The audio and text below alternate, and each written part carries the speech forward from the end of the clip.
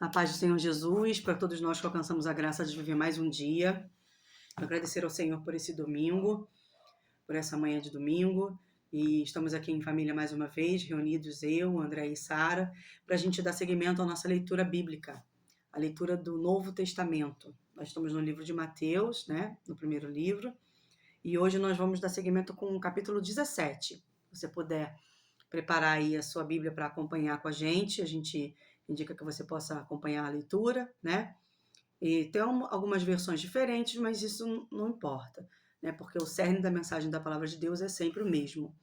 Então vamos separar aí o aplicativo, a Bíblia de papel, não importa, para a gente começar essa leitura, né? Quer falar alguma coisa, amor? Podemos começar? Eu vou começar, o André vai dar seguimento e a Sara termina pra gente, tá?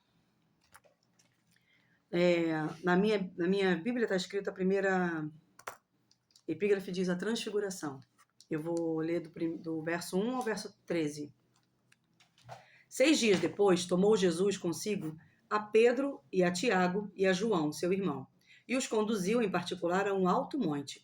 E transfigurou-se diante deles, e o seu rosto resplandeceu como o sol, e as suas vestes se tornaram brancas como a luz. E eis que lhe apareceram Moisés e Elias falando com ele. E Pedro respondendo disse a Jesus: Senhor, bom é estarmos aqui.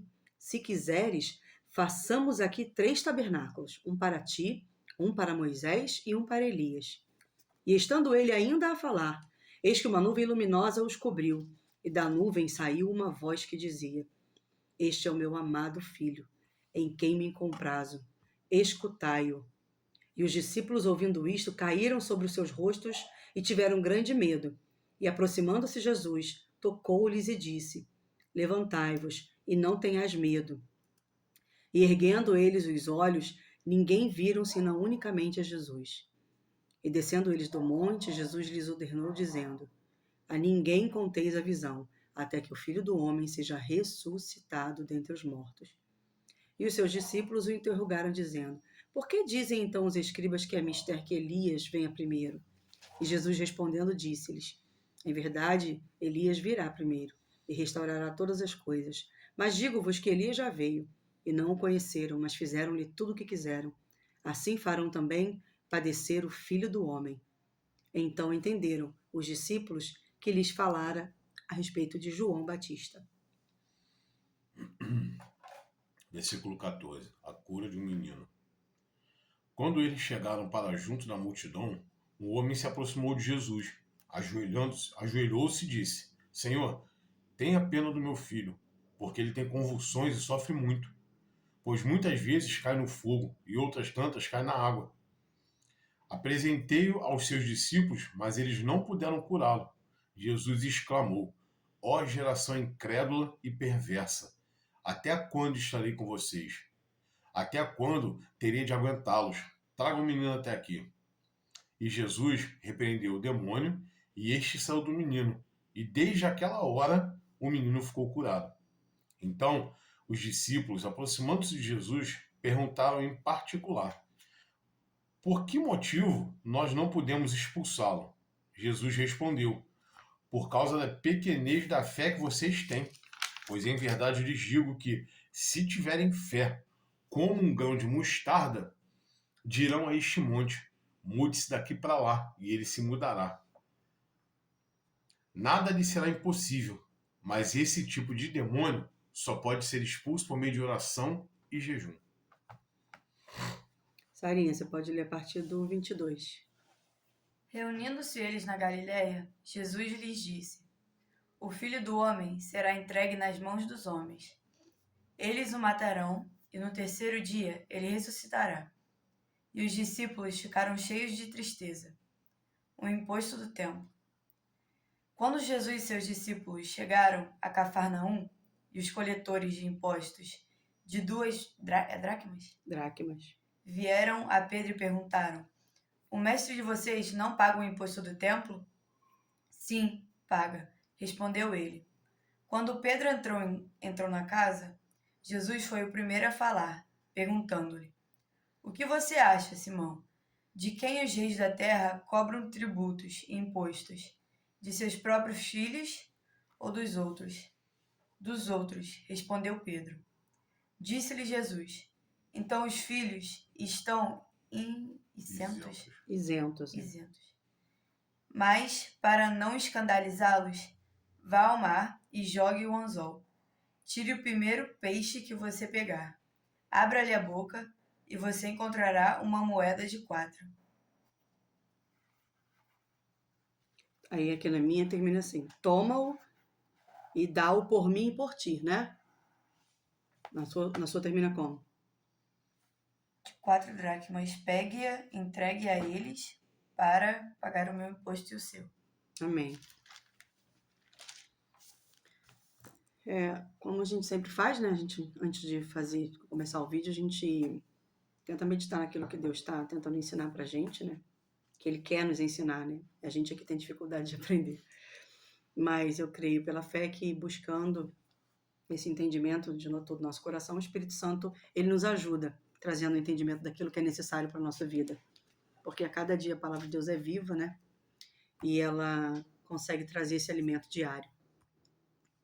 Eu separei, assim, as 3 partes. A que eu li, a que o André leu e a que a Sara leu, para ficar mais fácil da gente poder acompanhar. Sobre a transfiguração de Jesus, um momento tão sublime, né? Aquele momento era um momento muito especial. E aqueles homens foram escolhidos a dedo para estarem ali, né?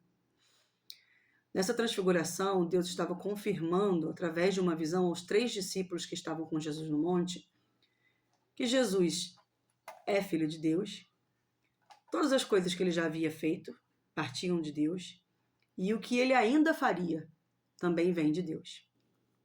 Então Deus confirma o seu propósito no seu Filho. Ali não deixa nenhuma dúvida a respeito de quem Jesus é. E os 3 que estavam ali tiveram a oportunidade de receber de perceber essa visão e receber a confirmação do propósito de Deus na vida de Jesus.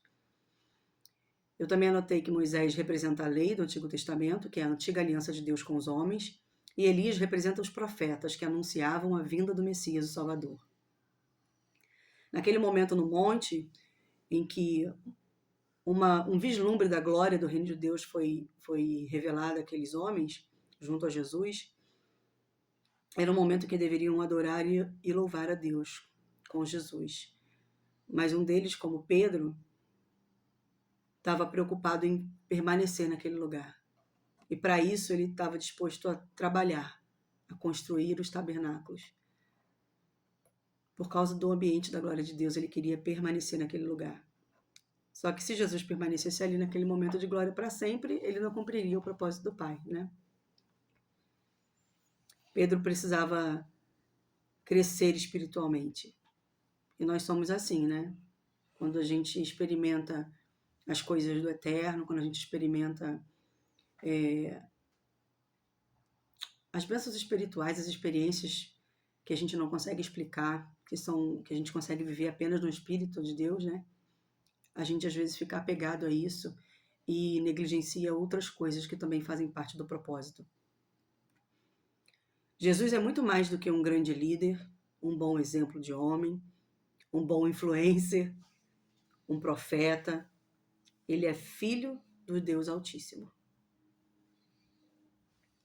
E ele nos ensina aqui, quando ele ordena aos discípulos que não comentem sobre a experiência que eles viveram lá em cima, ele nos ensina a nos calarmos quando ainda não temos o conhecimento integral daquilo que estamos vendo, ou testemunhando, ou vivendo, né?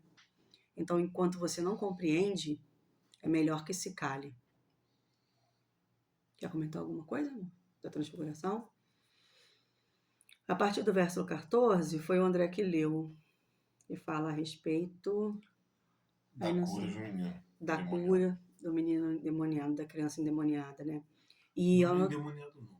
Ele estava como? Ele tinha, parece que o pessoal diz que é epilepsia, que é uma doença mesmo.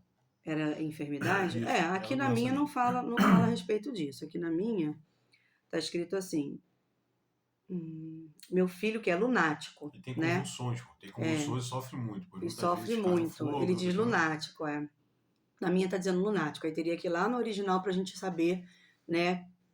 É no original que estava escrito com a palavra correta, pra gente poder trazer um entendimento correto. Mas aqui eu vou ficar com o que está escrito na minha, que é lunático. Na sua é qual? No versículo 15. Ele tem convulsões. Diz que ele Tem convulsões, é. Então, pra gente aqui, tá aparecendo sintomas graves de uma doença, É doença. né? Porque parece neurológica até.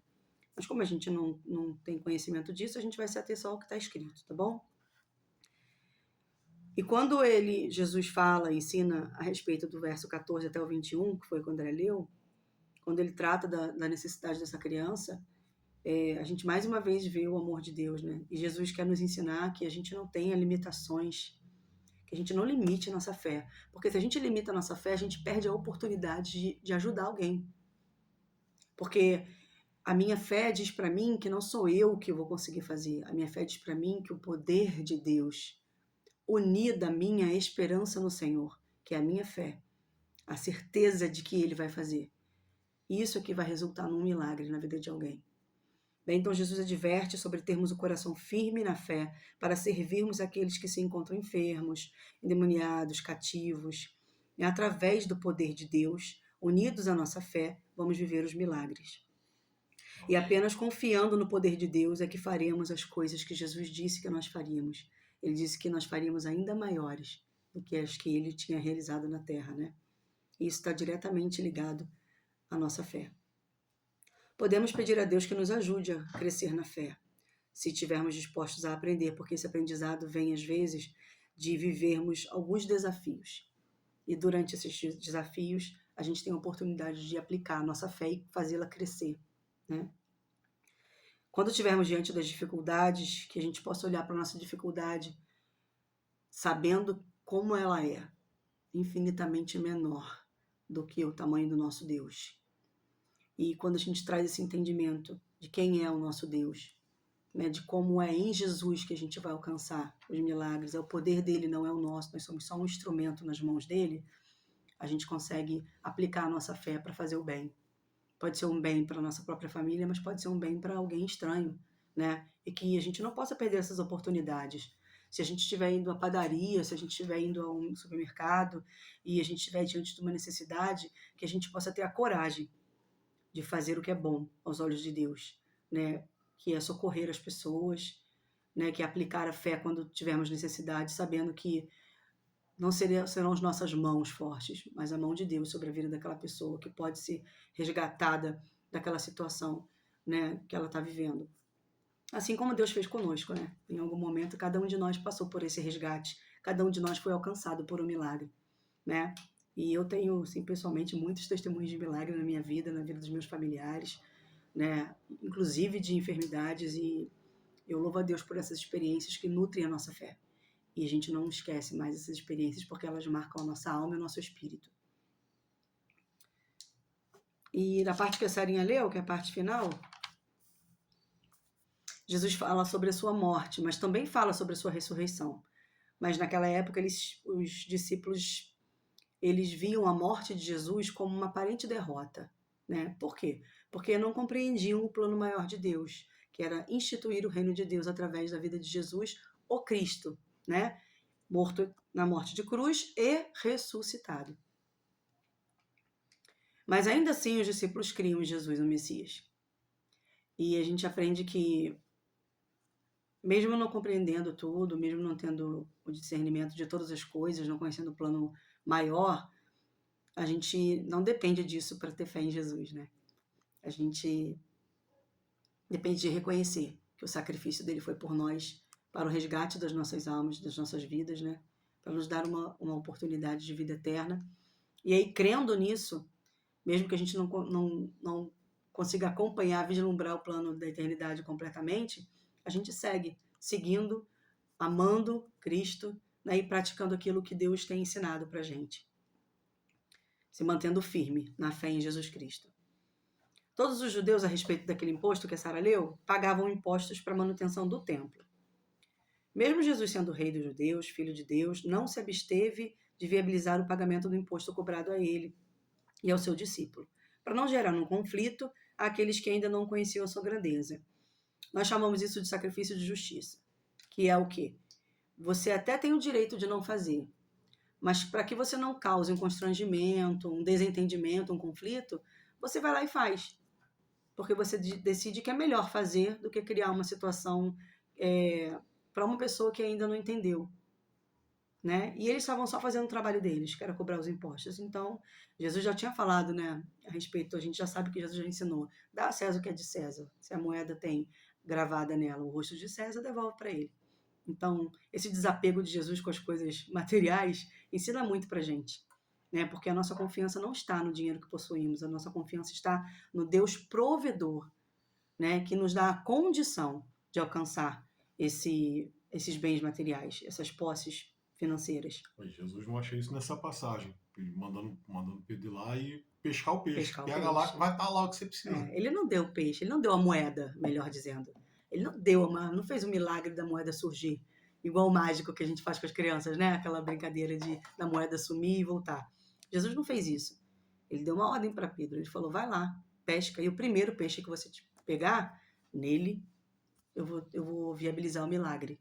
Então, tem a nossa parte a ser feita. Isso demonstra mais ainda a nossa coparticipação na obra. Deus escolheu fazer assim, não que ele não possa fazer sozinho, ele pode. Ele tem todo o poder para isso. Mas ele escolheu fazer com a gente. Então, para que Deus nos abençoe, para que a provisão chegue na nossa casa, que Deus cumpra o que ele prometeu, a gente tem o nosso papel, a gente tem a nossa parte a ser feita. Entendeu? Senão, isso fica aí. complicado. 50-50, né? Ele Isso faz, aí. mas a gente tem que fazer também. Eu anotei assim também. Tudo que nós temos vem dele. Mesmo que você não compreenda isso ainda, em algum momento você vai entender. Tudo que temos vem dele. Mas ele se agrada, como o André disse, da nossa participação. Porque dele, por ele e para ele são todas as coisas. Não são algumas coisas, são todas as coisas. A gente tem que lembrar que Deus, ele tem intenção de se relacionar com a gente, né? Então, até no nosso trabalho, até nas nossas questões cotidianas, ele tem prazer de se relacionar conosco. É por isso que aquele que ama a Deus, ele permanece nos seus estatutos e mandamentos, mas além disso, ele tem uma rotina que revela o amor dele por Deus, né? Porque ele inclui esse Deus na vida dele, na rotina dele. Porque não dá para dizer que a gente ama a Deus e segue todos os seus mandamentos e tudo mais e deixar Deus fora da nossa vida, né? Da nossa família, da nossa casa, das nossas atitudes, né? Dos nossos sonhos e projetos. Deixa eu ver se ainda tem mais algo aqui. Sim. Aqui na Terra, somos leais a Deus, mas como cooperadores de Deus neste mundo, devemos ser cidadãos irrepreensíveis. E a gente tem que batalhar para ser. Às vezes é difícil, assim, por exemplo, dívidas financeiras. Algumas a gente vai ter que se esforçar mesmo para dar fim a elas, né? Mas a gente não pode desistir, ainda que a gente tenha dificuldades em administrar a vida financeira ou dificuldades em cumprir uma palavra que liberou para alguém, né? Porque a gente tem que ter palavra. A gente tem que ser aquelas pessoas que honram o que falam, né? Se a gente não consegue ainda, não desista. Permaneça buscando ser uma pessoa melhor a cada dia. Porque eu acho que é isso que move o coração de Deus. É a gente não desistir. A gente não desiste da gente e a gente também não desiste do que Deus falou sobre nós. Então, colocar a nossa esperança literalmente em Deus. Porque sozinhos a gente sabe que não somos capazes. Mas com Ele, nem que seja um pouquinho a cada dia, a gente pode conseguir melhorar sim. Nossas atitudes e a forma como a gente encara o mundo, né? E as pessoas do mundo que a gente tem contato. Como embaixadores de Cristo, representantes de Jesus, devemos dar o nosso melhor e o melhor exemplo em tudo o que fazemos. Então, essa é uma tarefa que todos nós temos. E não é fácil, mas em Deus não vai ser impossível. Então, naquilo que a gente está errando hoje, naquilo que a gente não consegue, nas expectativas do outro, que a gente não consegue atender, porque a gente não consegue agradar todo mundo. As pessoas não conhecem a nossa história, não conhecem o nosso íntimo e mesmo assim nos julgam. Então a gente vai ter que aprender a conviver com essas rejeições, sabe? Olhar para a rejeição que você está recebendo, é olhar para a crítica que você recebe e mesmo assim você perseverar. Mesmo assim você ficar naquela palavra que Deus liberou para você. Lembrar de que aquilo que Ele falou sobre você é mais verdade do que aquilo que os outros andam falando sobre você. Até porque é o seguinte, eu tenho 45 anos, então eu tenho 45 anos de experiência. De história. De história. Aí a pessoa conhece a gente há um dia, 2 dias, e já está fazendo julgamento da tua vida, às vezes por uma atitude que você teve naquele momento. Às vezes nem por isso, às vezes só pela aparência. E ignora os 45 anos que você tem de história. Às vezes só pela aparência. Às vezes é mais rápido do que a gente está falando. É o pré-julgamento. É o pré-julgamento, E a gente precisa em Cristo vencer esses preconceitos, né? Vencer essas barreiras que a gente cria baseadas nas nossas percepções humanas, né?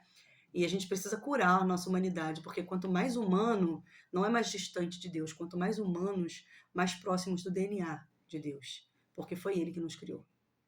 Então, o ser humano não é ser longe das coisas do eterno, não. Quanto mais humanos, mais próximos de Deus, porque foi Ele que nos fez assim. E parecidos com Ele, imagem e semelhança. Eu costumo dizer que conforme a gente busca a santificação, mais humano a gente fica. Isso aí. Então a santificação não deixa de ser uma humanização. Porque ser humano não é ser uma pessoa carnal, Não. que só quer saber dos prazeres da carne. Isso não é ser humano. Ser humano é ser imagem e semelhança de Deus. É isso. Né? Eu anotei uma coisa que a gente ouviu ontem do pastor Telmo Martinello, eu gostei muito disso. Quando Pedro fez aquela proposta para Jesus de construir os 3 tabernáculos e ficar ali naquela ambiência de glória e ficar ali para sempre, né? Jesus, se eu quiser, a gente constrói uma tenda para o Senhor, uma para Elias, uma para Moisés e vamos ficar aqui que está muito bom. O pastor Telmo Martinello falou ontem e a gente estava conversando sobre isso, que nem toda proposta que nós recebemos está alinhada a cumprir o nosso propósito. Às vezes a proposta vai parecer que está alinhada ao nosso propósito. Mas a gente tem que tomar muito cuidado e depender da direção de Deus. Porque dependendo da proposta, ela vai afastar a gente do propósito. E se Jesus cedesse à vontade de Pedro de ficar ali naquele monte para sempre, não porque a proposta foi até boa. Foi bom, foi bacana, E, poxa, ficar ali naquele momento para sempre. Mas esse não era o propósito de Jesus vir à Terra. Como homem, passar pela cruz e nos resgatar do pecado. Esse era o propósito de Jesus na Terra. E às vezes a gente pode desejar, eu estou desejando o melhor. Aí faço uma proposta, desejo, com o meu coração aberto, achando que vou instituir alguma coisa boa na vida de alguém. E aquela proposta não é algo bom. Então, tanto as propostas que fazemos aos outros, como as que recebemos dos outros. Devemos buscar sabedoria, Deus e discernimento para não cair nessa tentação de fazer o que é bom aos nossos olhos. Porque o que é bom aos nossos olhos, e como o pastor Telmo Martinello também comentou, ele falou assim, o grande de Deus pode não ser o grande para mim. Né? Grandes coisas para Deus podem não ser as grandes coisas que eu imagino que sejam. Às vezes, para Deus, algo tão simples, tão pequeno aos meus olhos, é muito grande para Deus. E por isso que eu falo dos nossos preconceitos, né? Até porque a visão de Deus é totalmente diferente da nossa. Totalmente. Infelizmente, nós somos muito limitados. Então, que a gente possa confiar, né, naquilo que Deus fala a respeito de nós e naquilo que Deus já liberou no propósito de vida de cada um de nós. Mesmo que venham as dúvidas, as incertezas, né, as rejeições, as negativas, né, que a gente permaneça no que Deus falou, porque isso é suficiente. Aquilo que Ele fala a respeito de cada um de nós. Eu falo isso na individualidade de cada um de nós, né, como propósito, como vocação. Que a gente possa permanecer naquilo que Ele falou. Porque a fé não é sobre compreender tudo, mas sobre depositar nossa força e esperança em Deus. Amém? Então a gente pode terminar por aqui, né, meu irmão? Amém. Quer falar alguma coisa, Sara? Tá quase dormindo. Quero agradecer a Deus pelas nossas vidas, por mais um dia. Agradecer a Deus por continuar essa leitura, por conseguirmos voltar, né, e dar sequência. Pedir que o Espírito Santo de Deus, assim como na minha casa, esteja também na sua casa, na sua vida, na sua família, né, trazendo cura, libertação, salvação, entendimento, trazendo a provisão das nossas necessidades de cada dia, porque nós cremos e aprendemos que tudo vem dele, né, que ele possa derramar sobre nós um bálsamo de cura sobre as enfermidades. Mas tem que ir pescar. Tem que pescar. Que se houver enfermidade, que ele traga um bálsamo de cura sobre as enfermidades, em nome de Jesus. Amém. Né, e que a gente possa permanecer naquilo que Deus falou. tá? Às vezes fica difícil, às vezes fica no meio das vozes que a gente ouve, dá vontade de parar. Mas que a gente fique com a voz de Deus, tá bom? Um bom domingo a todos nós, em nome de Jesus. Beijo!